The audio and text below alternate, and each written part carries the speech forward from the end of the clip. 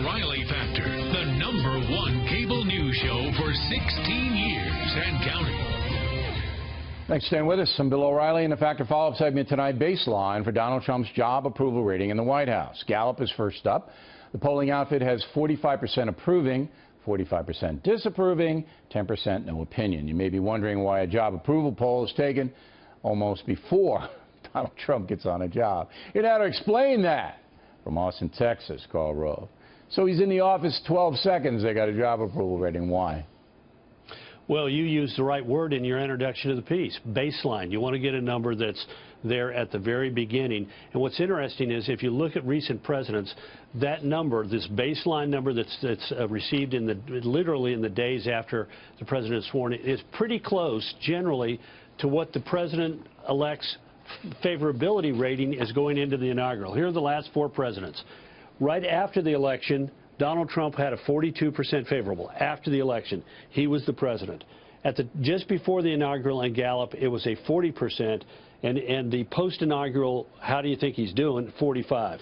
For Obama, 68 right after the election, 78 just before his inaugural, and 68 right after inaugural. Probably he had the difference between those two numbers is there were 10 or 12 points of people saying, well, I like him, but I'm a Republican or I'm a conservative, and I don't like what he's doing in office. George W. Bush, controversial election, 53% favorability after the election, 62 just before his inauguration, 64 right after. Bill Clinton, 58 at the time after the election, 66 upon his inaugural, 65 for his baseline So number. Trump got the biggest bounce from the inauguration of any of the 4 that you have on your little white card. That's interesting.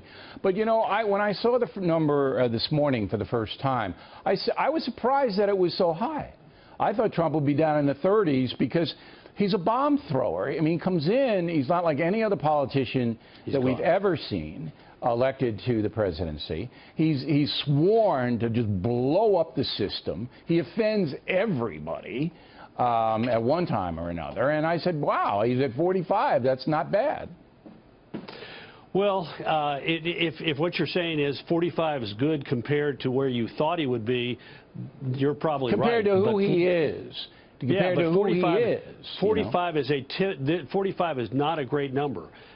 He's going to be in an unusual position. He ran an unusual campaign. He's going to have to be an unusual president because the only way that he's going to be able to build political credit to get things done now is to get things done. That's why the last couple of days have been important. To be interesting to see in 5 or 6 weeks. But he's got the Republican machine. He finally has the Republican machine behind him. One more question. Jeff Sessions, Attorney General designated. They put him off for a week for the vote. Anything going on behind the scenes there? No, Democrat senators have the power to withhold a vote for a week, to delay it for a week. But this is really irresponsible. I've known Jeff Sessions literally since college. It is appalling to me that this man, this good and decent man, is being attacked for being a bigot. People don't seem to understand that in the 1960s, if you were a Republican in Alabama, you were a racial moderate because all the bigots were over there supporting Democrat George Corley-Wallace. This is a guy who desegregated the Alabama schools, who prosecuted for murder the leader of the Klan, and the Democrats, for political purposes, for sheer political joy, are holding this good man up. Right. Yeah, demonizing him. It's bad. All right, Mr. Rove, we appreciate it as always. Gutfeld and McGurk.